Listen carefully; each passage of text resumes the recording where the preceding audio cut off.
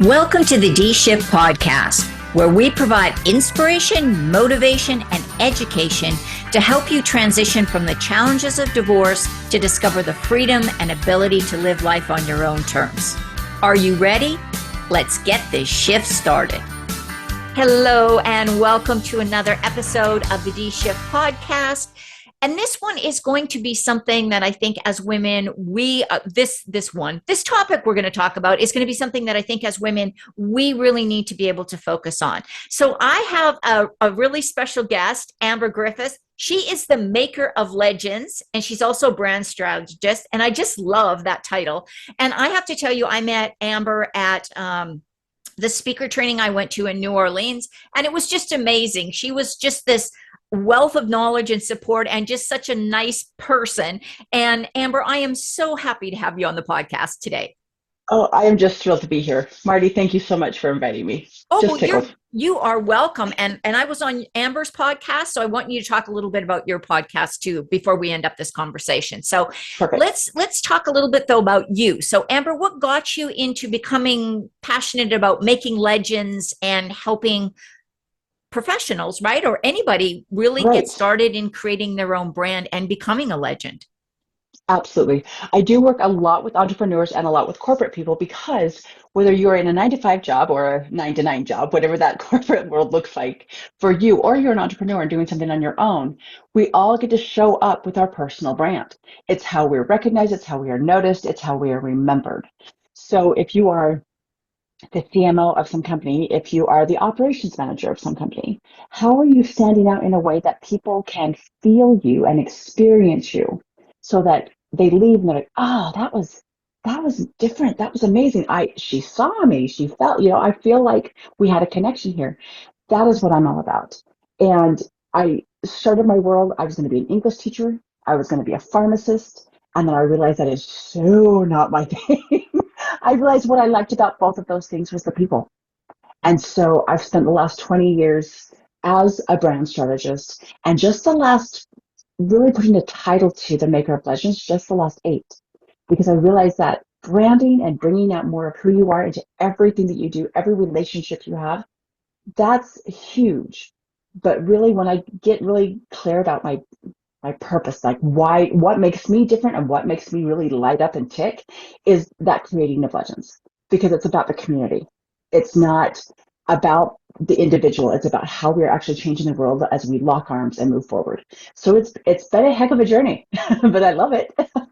And that's what I think really appealed to me when we were sitting and talking, and we went and had lunch together. We went for this whole long walk, which I don't know why I need to bring this up, but we went to go for lunch at this event, and we ended up walking through like half of New Orleans from where we were to all the way down to the water.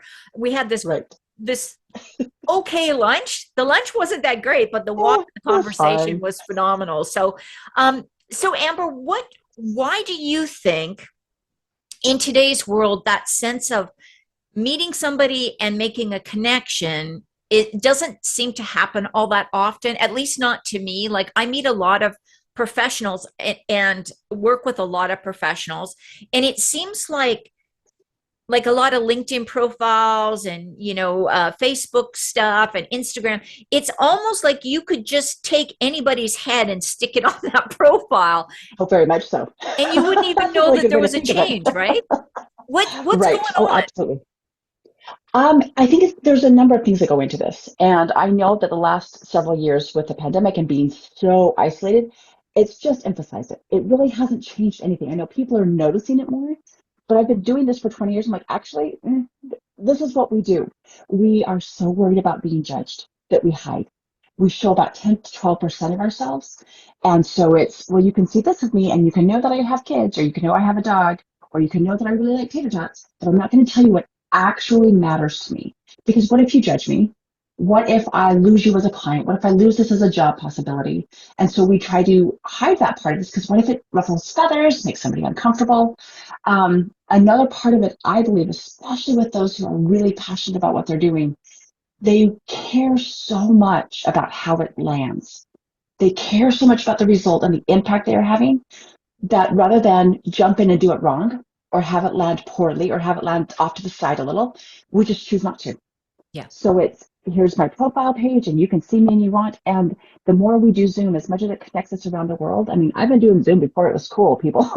Me too. I Like, was using Zoom a long time right? before the pandemic. Yeah. Oh, yeah, this is nothing new. This, oh, honey, you're on mute. This is not a new conversation for us. But I think it's allowed us to even take a step back further a little bit and go, well, I'm fine. Maybe my camera's on, maybe it's not. Maybe I'm fully focused, maybe I'm not. And so really so much of it is, I don't want to do it wrong. I don't want to lose a client. I don't want to lose a job opportunity. I don't want to be judged. And some of it though, this is I think the one that I really love to work with people is they think they're out there. They think they have put it all out on the line. They're like, no, you can know everything about me. Here's my picture of coming out of the gym, and here's my picture when I'm all swept up. Okay, it's a different level of transaction because now we know what you look like without hair and makeup. We still don't know who you are. We Right. still can't feel you. So really, I think part of it is we think we're doing it. We think we're showing up 100%, and we're just not. We're just not. And I think this is really important for women in particular, because I think a lot of women and a lot of the women, all the women I work with are going through a divorce either or have recently divorced. And so it's almost like during the divorce, you don't necessarily want all that personal information out there.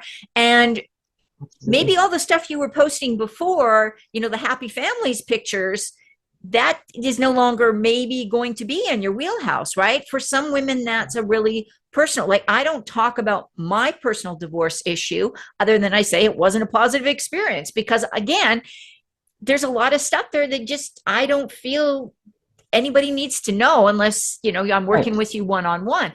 So how do you know where to do that? How much of yourself to put into these things where you can respect your own sense of, okay, I need to keep, we all have things we don't want public. I mean, Right. Oh, every day I absolutely. talk to somebody I went to university with, I'm like, thank God there were no cell phones when I went to, No I don't want kidding. anybody seeing those Here's it pictures. didn't happen. So how do we know Absolutely. what's, like, I get the idea of wanting to put yourself out there, but how do you draw the line, or how do you help your clients understand where to draw the line and what needs to maybe not be out there for kind of general consumption? Oh, that's a great question. I love that.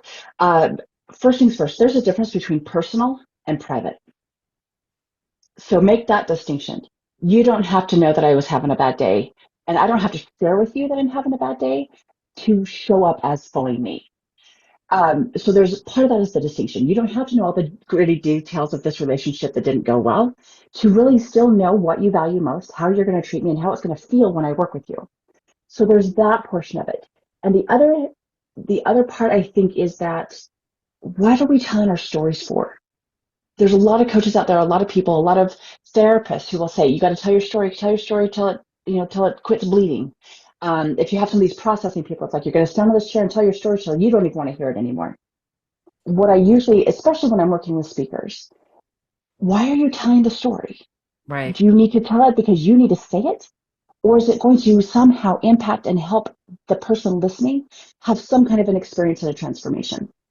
So you having a bad day, that doesn't, I'm sorry, but that doesn't really impact the listener unless you tie it in. Say, the reason I'm telling you this is because I did A, B, and C to get through it or to get over it or to get out of it. I would highly recommend B. Don't ever do C again, but B totally rocked it. Let's go do that together. That's a different level of, I'm sharing my story so we can experience this together. And it's not just, here's my private life, enjoy.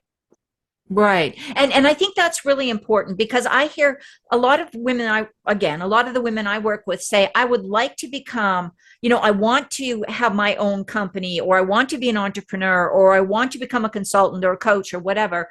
But right now I just feel like I can't do all this social media stuff because I'm still recovering from the divorce. And let's face it, that can take months or even That's a longer doozy. to get through. So I think that's a Absolutely. really important point that you brought up, Amber, that you can still be there and be authentic and be open and available, but you don't have to Right. give away all the dirty little secrets and the Absolutely. the details about your life. Yeah. Yeah. Yeah. This is not a therapy session for you. If it is, you should take it offline.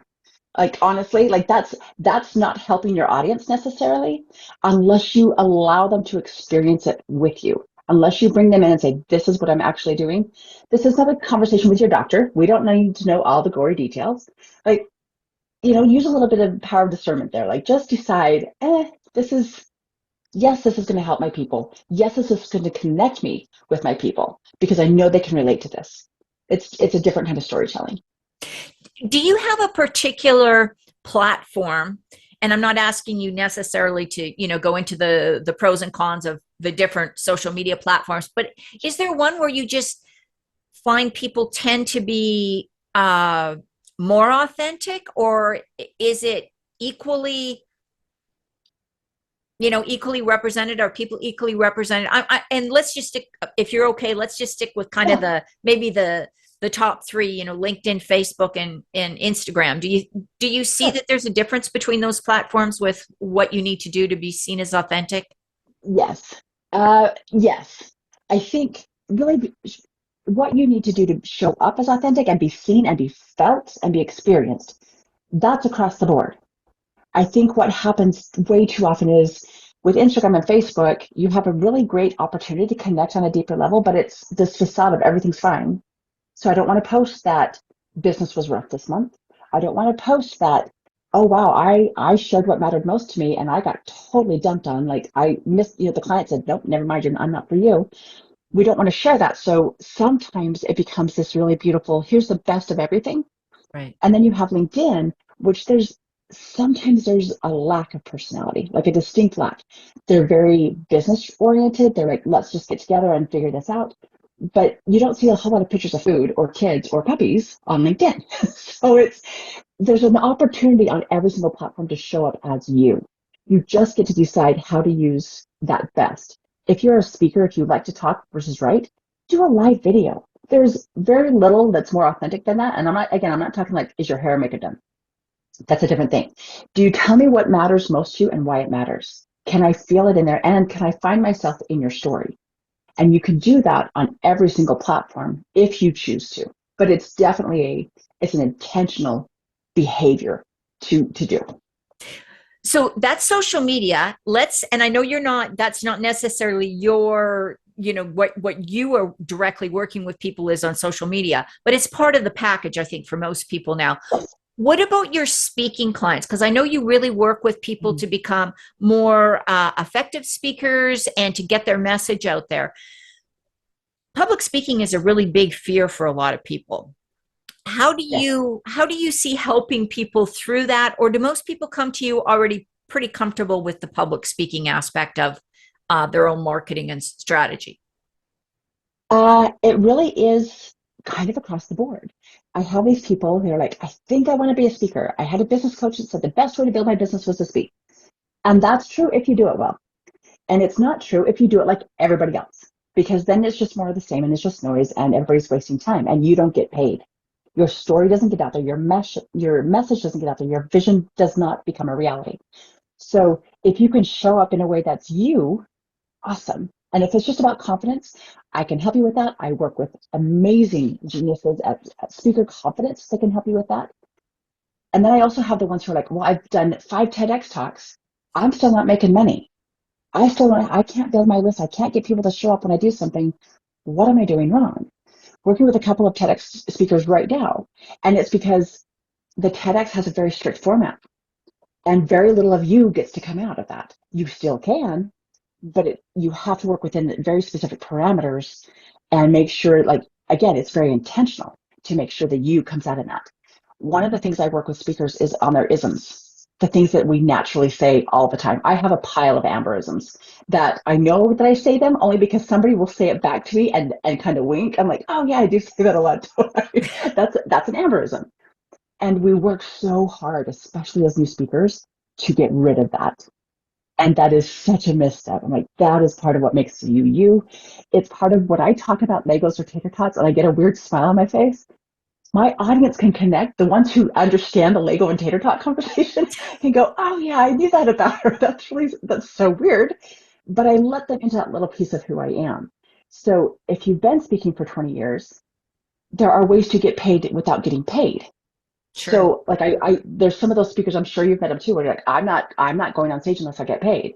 Yeah. I'm like, well, your revenue is entirely in your hands, sweet cheeks. So let's figure out a system and a process to get that supports it in the back end. So there's follow up, there's the pre, there's the show, and then there's a post show. Let's make sure it all flows. Let's make sure I can feel you in it. Because what gets you booked again and again, and what gets that revenue coming in all the time, is not necessarily your content. I'm sure it's great because you're great and you're fabulous and you're a genius. But it's being able to have that brand that is such a living, breathing entity that it grows with you, it expands with you. So when you show up on stage, and if that's 1 to 1 or if that's 1 to 10,000, you speak and you see your people, you let them feel seen, and they just breathe you in. They carry you with them for the rest of their lives because it's an experience that they gained from you, not Right. just, right? So there's ways to do it no matter where you're at. There are absolutely ways to get your vision out there, speak your message, use your voice, and get paid.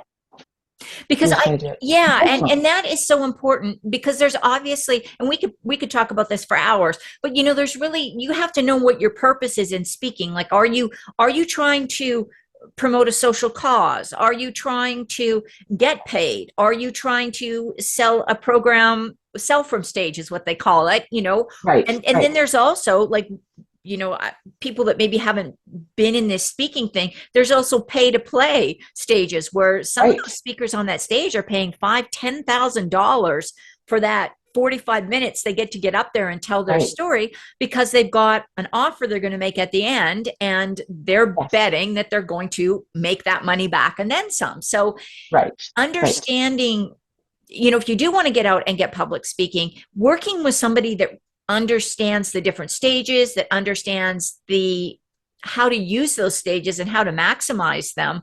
I think most of us are just happy to get on a stage and share our story and hopefully reach some people. Most of the people I know, I should Absolutely. say. Now, Yes. I do.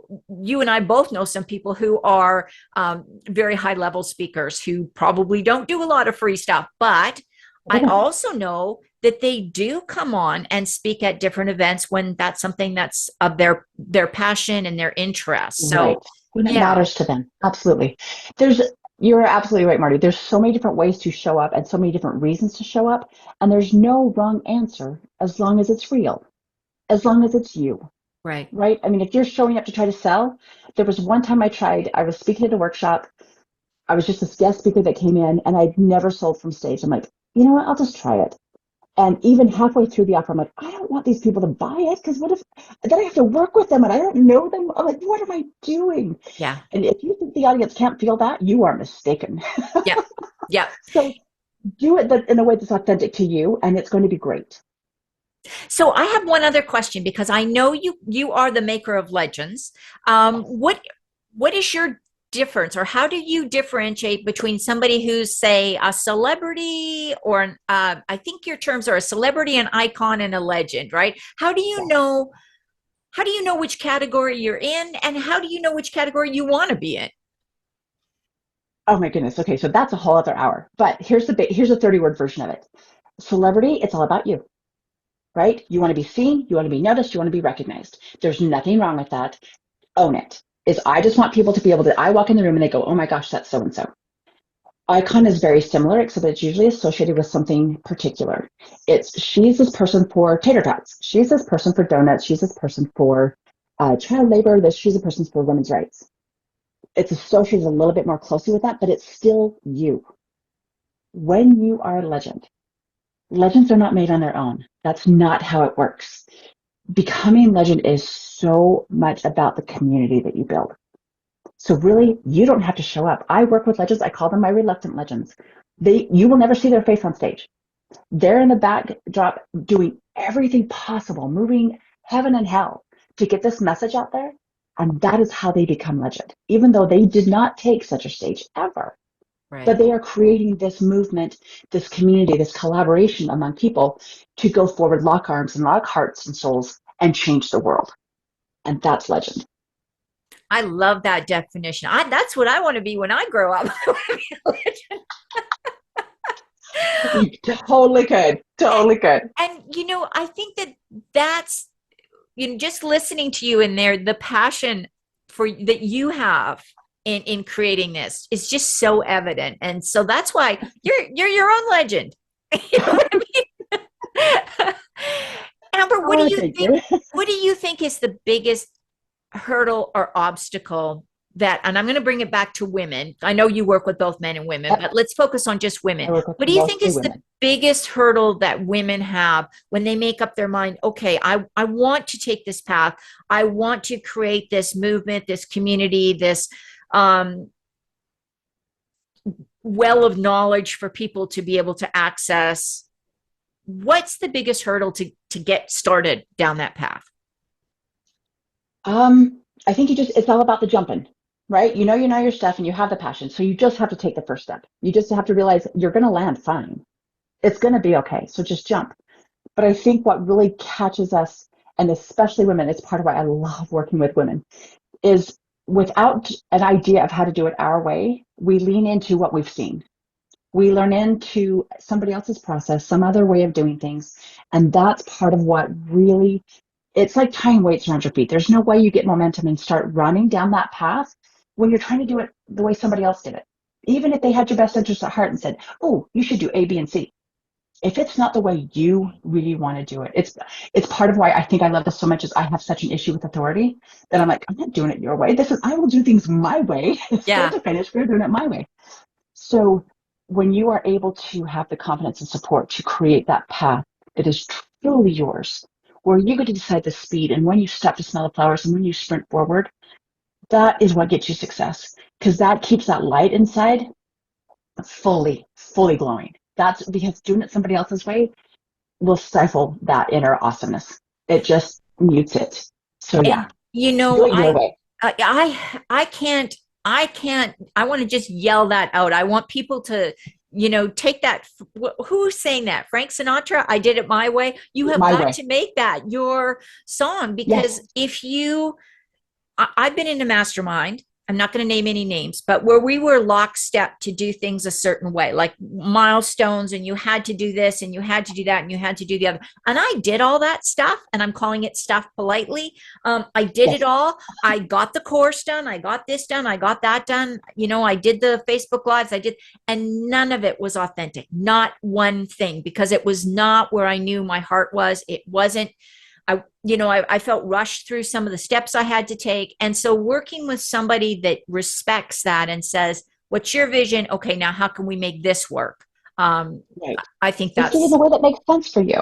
yeah, You talk about these people who don't want to do social media, then don't. yeah, Honest and truly, there are people not on social media. It's okay. If your ideal client is on it, then we'll have a conversation of how you engage with them in a way that doesn't require 17 reels a day. right. It's part of that. You get to show up with purpose. Get real, get loud with purpose. It's what makes it work. And that's what we need to touch on. We're just about out of time, but I want to touch on that. Yeah. Get real, get loud with purpose. What is that, Amber? That is my podcast, and I'm so excited about it. It's still very new to me. I'm interviewing these people and getting them out because I want to get their stories out there. And if I can create one more platform that allows them to show up not in a here's my scripted nonsense kind of way, but here's my heart and soul, and this is why I care about the people I work with, then that's a win for me. Yeah. So that's what it is. It's the Get Real, Get Loud with Purpose podcast. And all that information is going to be in the show notes. But before we do that, what would you like people to remember when they, finish listening and they go on about their busy day? What's the golden nugget? You get to show up as you, like 100%. If you think you are now, you're probably only showing up 10 to 20% as you. And there you have about 10 to 20% of the joy, 10 to 20% of the revenue, of the fulfillment, all those things. What if you could double that? What if you could 5 to 10x that in the next 90 days? Imagine the fulfillment, the revenue, the joy, just by showing up more as you. That doesn't take a lot of expensive tools and tricks and things. You just get to be real with your people. So if you put a post up, if you send an email, if you do a blog, read it out loud, take out your name and your logo. If I can't feel you, it is coming across as generic and sterile and you are forgettable. Go back and put yourself into it. You can do That it. I believe in you. that is such a terrific message. That's a really great tip too, is to read it and then see what in here is Mardi or what in here is Amber and what's just words. Yeah, It's yeah, often the second step. We don't do it naturally. right. So write your stuff, and that's fine. Don't edit, don't censor, get it out. Then go back and add. Great. So you've given a ton of information, Amber. What is the best way for people who want to find out more about what you do or maybe want to work with you? Where should they reach Mm. you? They can reach me.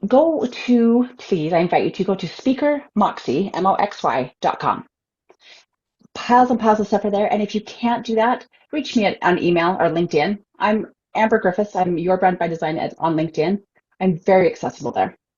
Thank Come you play. so Thank you so much, Amber. And please, everybody, do reach out. At least follow Amber on social media because she has some fantastic posts. I always enjoy, and I can tell you, Amber writes her own posts because there's no AI going on there. So, Amber, thank you for your time and your wisdom and your passion for what you do. It's been fantastic.